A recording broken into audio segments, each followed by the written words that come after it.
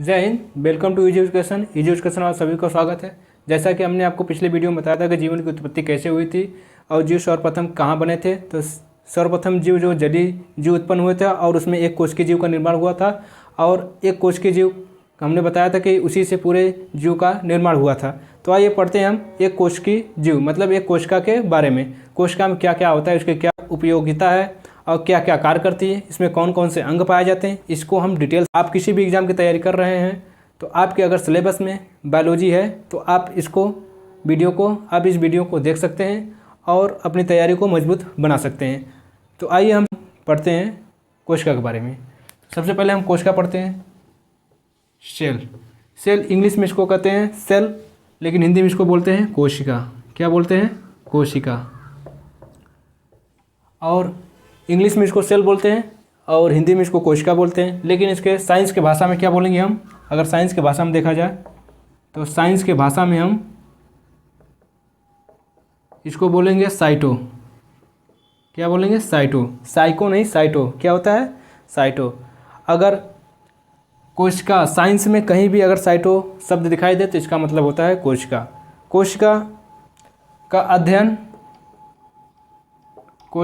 क्या कहलाता है? साइटोलॉजी। क्या कहलाता है?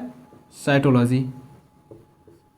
तो कोशिका शब्द साइटो है, अगर उसका अध्ययन किया जाए तो साइटोलॉजी कहलाता है। तो एग्जाम में आपसे पूछा जाता है कोशिका का अध्ययन को क्या कहते हैं? साइटोलॉजी।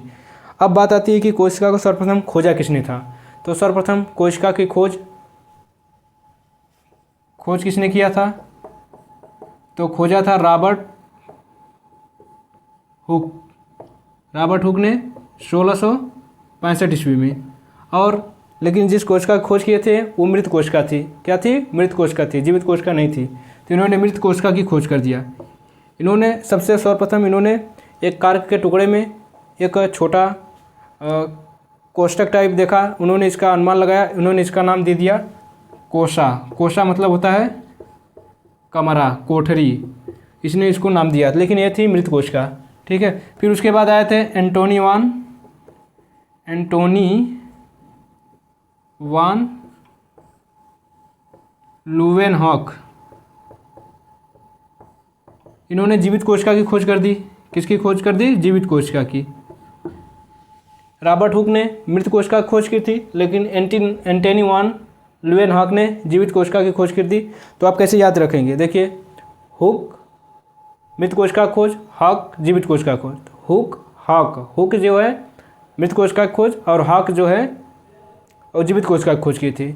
और इन्हीं एंटोनी वान ल्यूवेनहॉक को हम बोलते हैं जीवाणु विज्ञान का जनक। क्या? जीवाणु विज्ञान का जनक, द फादर ऑफ बैक्टीरियोलॉजी। अब इनको रॉबर्ट्स हुक को क्या बोलते हैं? इनको बोलते हैं क्योंकि इन्होंने कोशिका की खोज किया था और इन्होंने कोशिका का अध्ययन करके बताया। कोशिका का अध्ययन नहीं किया था, केवल कोशिका को खोजा था। तो इन्होंने कोशिका खोजा, तो इसलिए इनको बोलते हैं द फादर ऑफ साइटोलॉजी। क्या बोलते हैं बच्चा? साइटोलॉजी। क्या बोलते हैं बच्चा? साइटोलॉजी। ठीक है। तो हमने देखा कोशिका का नाम साइंस की भाषा में साइटो होता है, अध्ययन साइटोलॉजी कहलाता है। खोज रॉबर्ट हुक ने किया था, लेकिन ये मृत कोशिका की खोज किए थे। और एंटोनी वान ल्यूवेनहॉक ने जीवित कोशिका की खोज किए थे। एंटोनी वान ल्यूवेनहॉक को जीवाणु विज्ञान का जनक कहा जाता है और रॉबर्ट हुक जो है कि द फादर ऑफ साइटोलॉजी मतलब कोशिका विज्ञान का जनक कहे जाते हैं। किसको? रॉबर्ट हुक को। अब ये लोग आए, कोशिका की तो खोज कर दिए, अब कोशिका के बारे में कुछ बताया नहीं, इन्होंने कोशिका की खोज करके चले गए। तब आए दो जैव वैज्ञानिक, एक का नाम था स्लाइडेन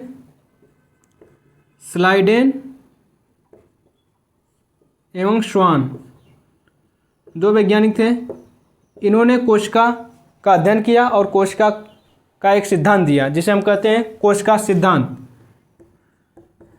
अब कोशिका सिद्धांत क्या था इसके बारे में हम जानते हैं। तो कोशिका सिद्धांत था कि कोशिका जो होती है प्रत्येक जीव की क्रियात्मक, संरचनात्मक एवं क्रियात्मक इकाई होती है। क्या होती है? कोशिका प्रत्येक जीव की संरचनात्मक एवं क्रियात्मक इकाई होती है। संरचनात्मक एवं क्रियात्मक क्रियात्मक इकाई होती है। अब समझिए कोशिका सिद्धांत में इन्होंने क्या अध्ययन करके बताया कि प्रत्येक जीव में कोशिका जो होती है संरचनात्मक और क्रियात्मक इकाई होती है। संरचनात्मक मतलब किसी भी जीव का निर्माण अनेक कोशिकाओं से मिलकर बना है, और ये शेप और साइज इन कोशिकाओं, जैसे हमारी बॉडी असंख्य कोशिकाओं से मिलकर बनी होती है, और अदर जीव जंतु पेड़ पौधे उनकी कोशिकाओं को जो शेप आता है, जो आकार आता है, वो कोशिकाएं के द्वारा ही आता है। तो उन्होंने बताया कि कोशिकाएं संरचनात्मक होती हैं, स्ट्रक्चर बनाती हैं। क्रियात्मक इकाई मतलब क्या होता है, कोशिका में पूरे जीवन की जैविक क्रियाएं चलती हैं, जैसे उत्सर्जन करना, श्वसन लेना, पसीने का बाहर आना, और प्रोटीन का निर्माण करना, कार्बोहाइड्रेट का निर्माण करना, ऑक्सीजन लेकर ऊर्जा बनाना, ये सब एक ही कोशिका में होता है, इसलिए इसको बोलता है क्रियात्मक इकाई। अगर एक संस्था में सभी कार्य हो जाएं, जीवन की सभी उपलब्ध चीज़ें मिल जाएं, तो उस संस्था को हम इकाई बोलते हैं। तो इसीलिए क्या है, क्रियात्मक इकाई है।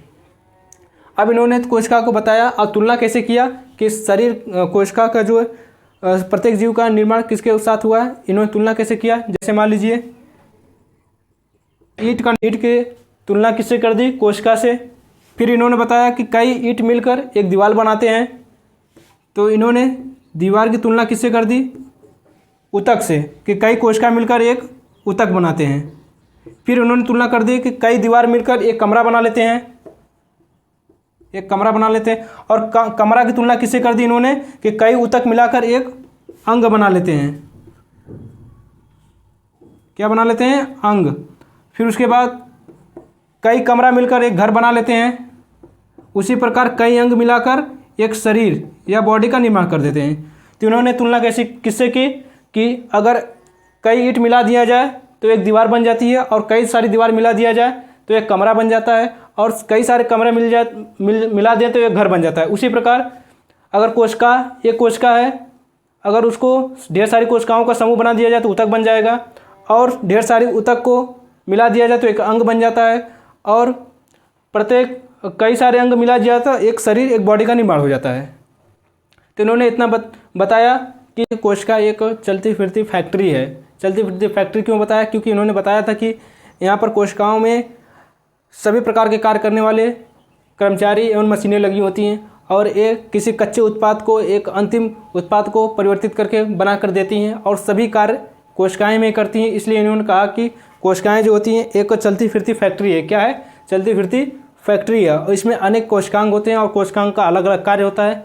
तो आइए हम सबसे पहले कोशिका को, जैसे कि आप कोशिका को चित्र में देख सकते हैं, ये एनिमल सेल है और ये प्लांट सेल है। तो क्योंकि कोशिका किसी भी जीव की कोशिका होती है, लेकिन प्लांट सेल का थोड़ा स्ट्रक्चर चेंज होता है, और उसमें कुछ कोशिकांग अनुपस्थित रहते हैं, और एनिमल सेल में कुछ कोशिकांग अलग होते हैं और उनका स्ट्रक्चर अलग होता है। तो हम इस सब के बारे में आगे पढ़ेंगे। सबसे पहले हम ये जानना चाहेंगे दुनिया में सबसे छोटी कोशिका और सबसे बड़ी कोशिका, फिर मानव में सबसे बड़ी, सबसे छोटी और सबसे लंबी कोशिका के बारे में।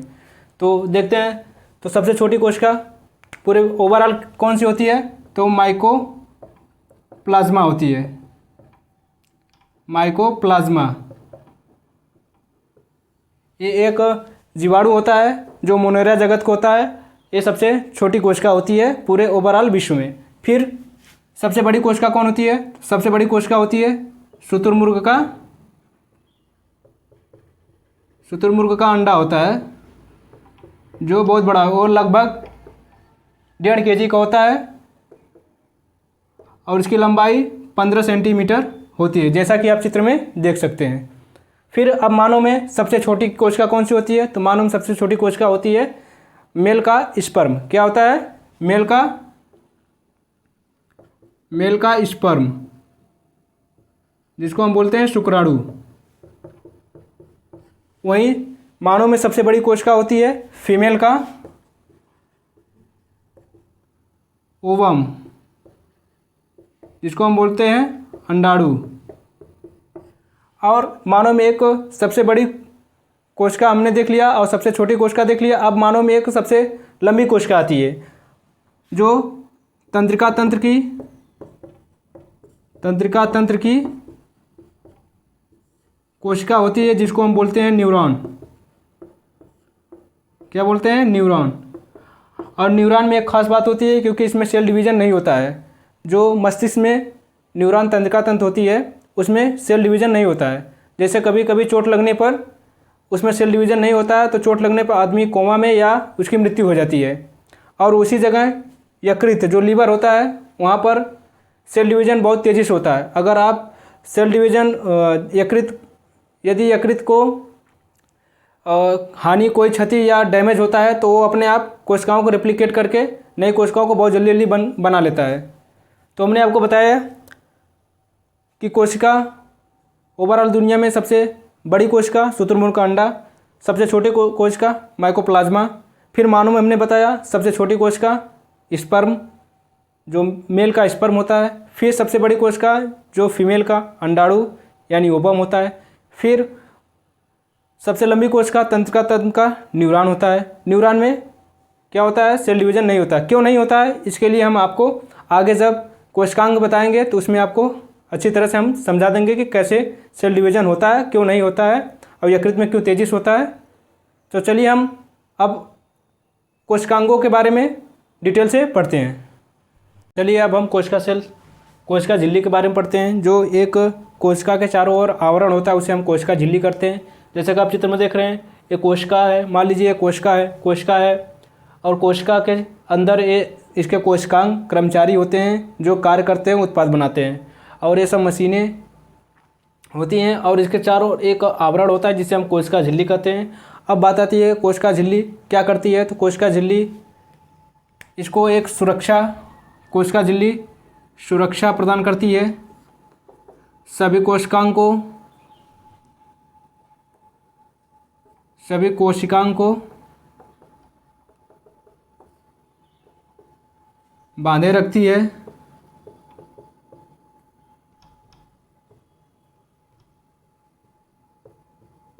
सुरक्षा एवं आकार प्रदान करती है। सभी कोशिकांग एवं कोशिकांगों को बांधे रखती है। और यह किसकी बनी होती है, यह लिपिड या प्रोटीन की बनी होती है। किसकी बनी होती है, लिपिड या प्रोटीन की। और यह दोनों में पाया जाता है। दोनों मतलब जंतु एवं पादप प्लांट दोनों में पाया जाता है।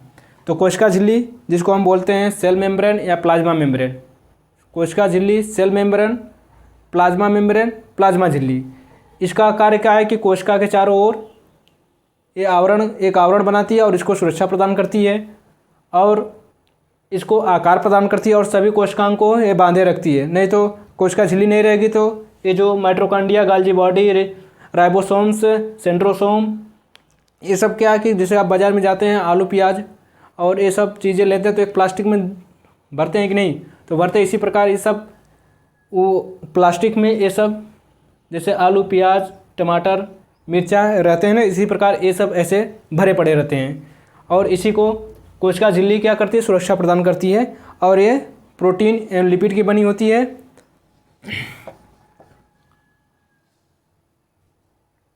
प्रोटीन और लिपिड की बनी होती है।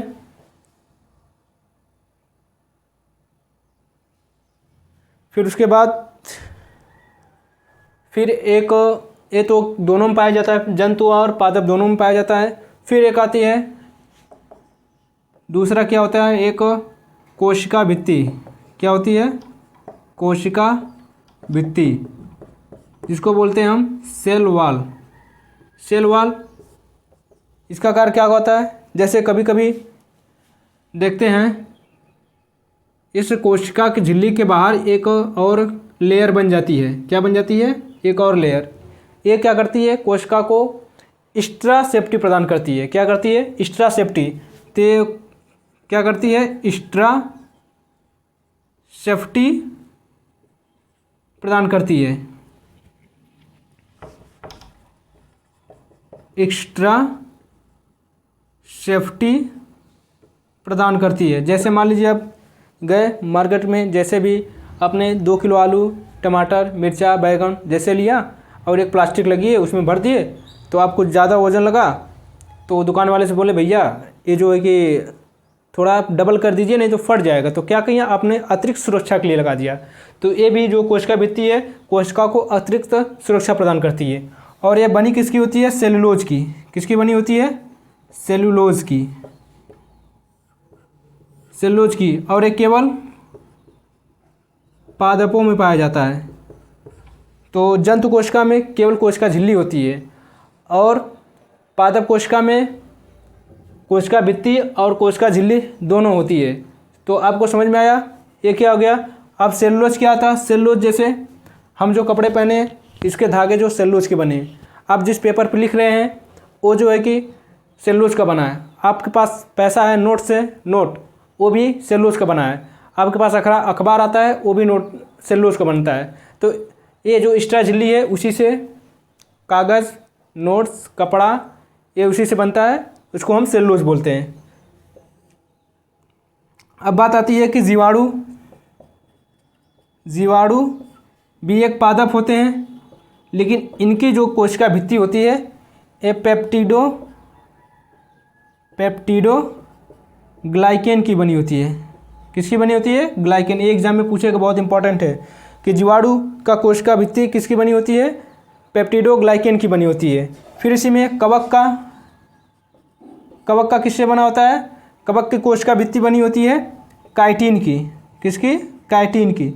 तो आपको ये याद करना है कि जीवाणु कोशिका का पेप्टिडो ग्लाइकेन की बनी होती है कोशिका भित्ति, और कवक कोशिका भित्ति जो बनी होती है वो काइटिन की बनी होती है। तो हमने दो आवरण को देखा, दो झिल्लियों को देखा, एक कोशिका झिल्ली और कोशिका भित्ति। अब इसके अंदर के हम पदार्थों को, इसके अंदर जो भरे पदार्थ हैं और इनके कोशिकांगों को हम उनको देखते हैं। अब हम पढ़ते हैं जीवद्रव्य के बारे में, जो कोशिका भित्ति और कोशिका झिल्ली के अंदर बंद रहता है, और इसी में सभी कोशिकांग भरे पड़े रहते हैं। तो जीवद्रव्य क्या होता है, जीवद्रव्य एक रंगहीन तरल जैली जैसी संरचना होती है, जो एक कोशिकांग को यहाँ कोशिका में भरे पड़े होते हैं।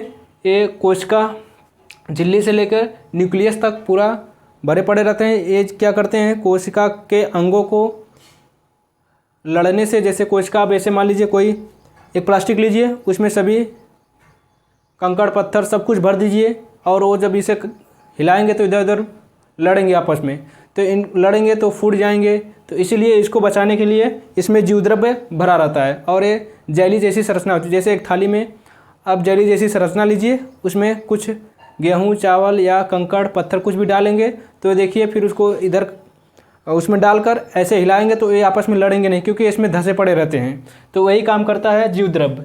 और जीवद्रव्य क्या करता है, ये कोशिका को जीवित रखता है, क्योंकि इसमें कोशिका को सूखने से बचाता है। अगर इसमें जल नहीं रहेगा तो कोशिका सूख जाएगी और मर जाएगी। तो ये क्या करता है, कोशिका को जीवित रखने में सहायता करता है। तो आइए हम पढ़ते हैं सर्वप्रथम जीवद्रव्य को खोजा किसने था। तो जीवद्रव्य को खोजा था सर्वप्रथम, जीवद्रव्य को खोजा था सर्वप्रथम पुरकिंजे साहब ने। कौन, पुरकिंजे साहब। पुरकिंजे साहब ने खोजा था। और इन्होंने, एक वैज्ञानिक थे हैक्सले, हैक्सले ने इन्होंने बताया था कि जो जीवद्रव्य है ये जीवन का भौतिक आधार है। जीवद्रव्य जो जीवद्रव्य जीवन का भौतिक आधार है। क्यों ऐसा बताया, क्योंकि जो कोशिका को सूखने से बचाता है। अगर यह जीवद्रव्य सूख जाएगा तो सभी अंग मर जाएंगे, तो कोशिका भी मर जाएगी। ठीक है। तो एक जीवद्रव्य जीवन का भौतिक आधार है, किसने बताया था, हैक्सले साहब ने। और जीवद्रव्य की खोज किसने किया था, पुरकिंजे साहब ने। इसमें लगभग 80% जल होता है। क्या होता है, जल। और इसी में सभी कोशिकांग रहते हैं। और एक होता है कोशिका द्रव्य, कोशिका द्रव्य जिसको बोलते हैं साइटोप्लाज्म। अभी हमने आपको बताया था साइटो कहीं भी सब जाए इसका मतलब कोशिका होता है, तो साइटोप्लाज्म होता है। और एक होता है केंद्रिका द्रव्य, केंद्रिका द्रव्य। ये क्या करता है, ये न्यूक्लियस में होता है, जिसको बोलते हैं न्यूक्लियोप्लाज्म, न्यूक्लियोप्लाज्म बोलेंगे। तो कोशिका द्रव्य और केंद्रिका द्रव्य, कोशिका द्रव्य कोशिकाओं पूरा फैला रहता है, लेकिन ये जो केंद्रिका द्रव्य होता है केंद्रक में पाया जाता है, न्यूक्लियस में।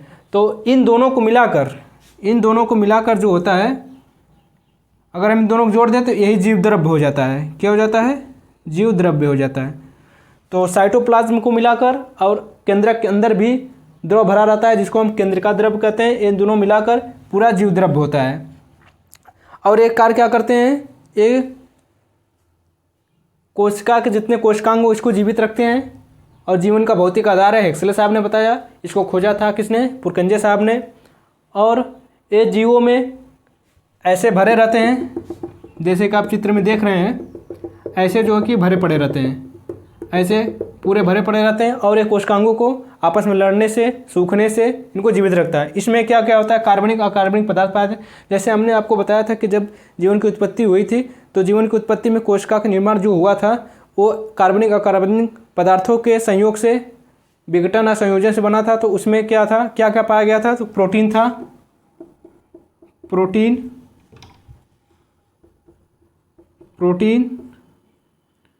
प्लस कार्बोहाइड्रेट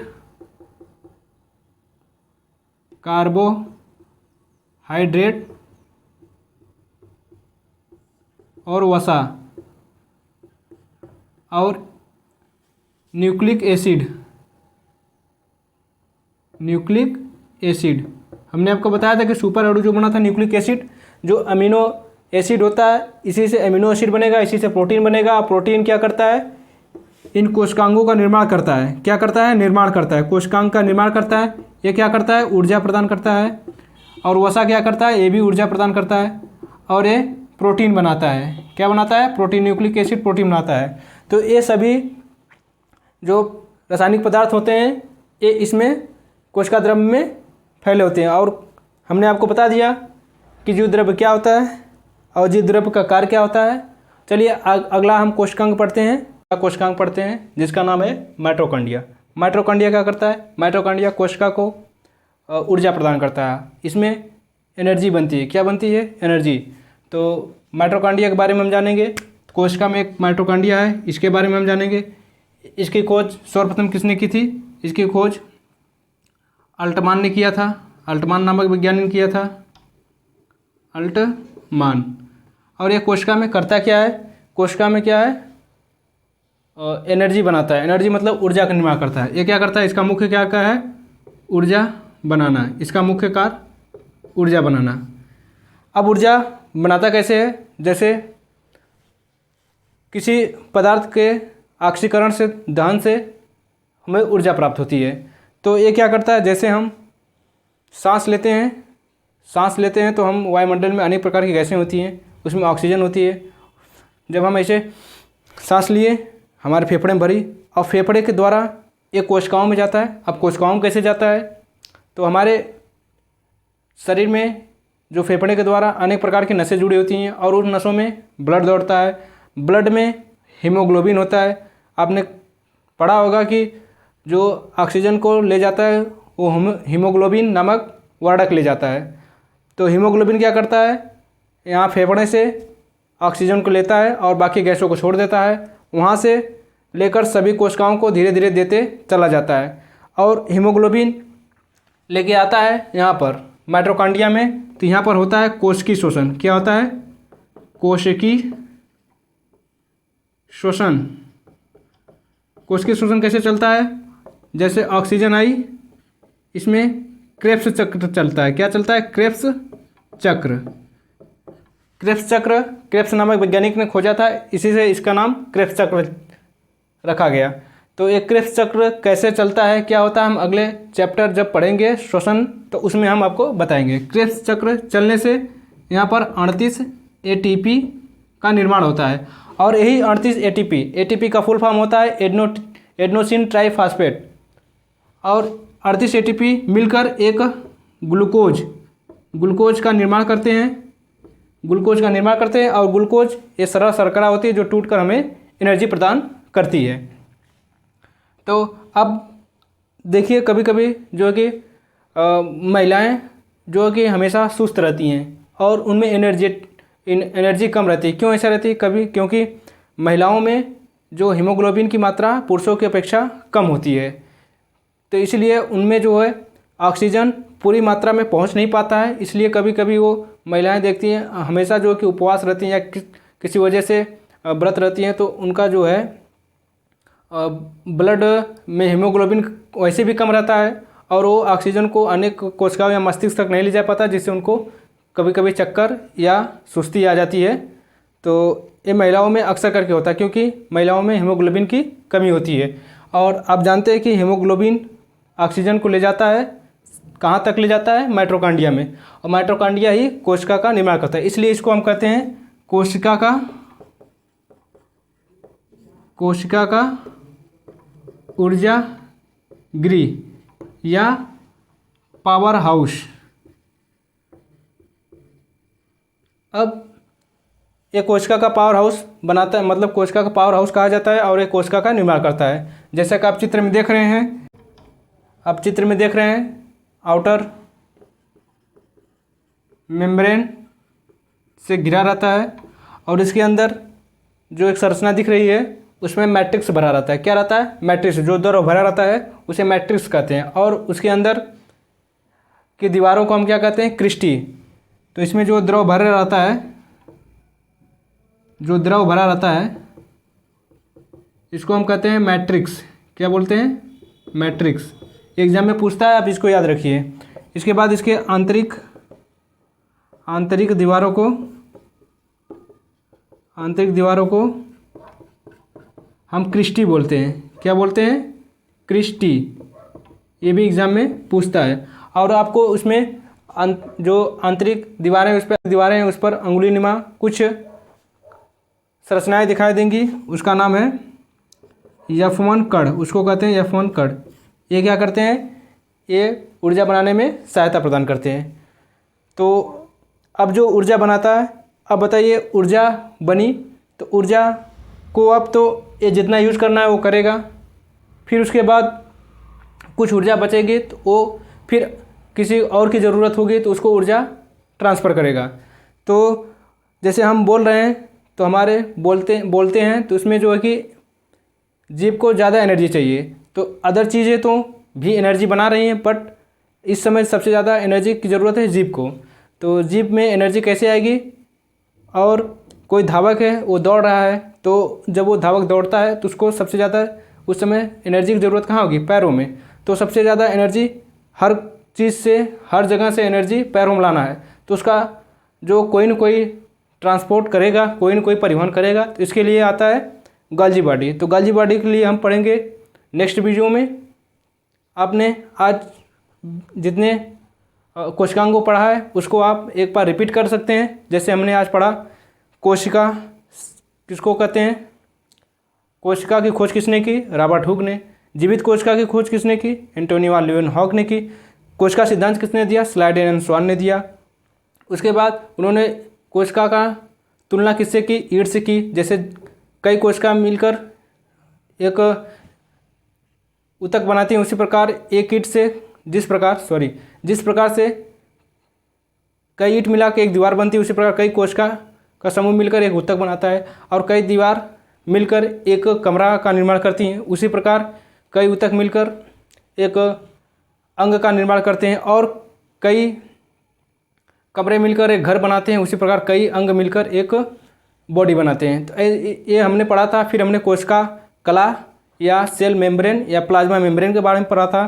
फिर पढ़ा था, या उसके बाद हमने पढ़ा था सेल वॉल जो पौधों में पाई जाती है, उसके बारे में पढ़ा। फिर हमने पढ़ा जीवद्रव्य।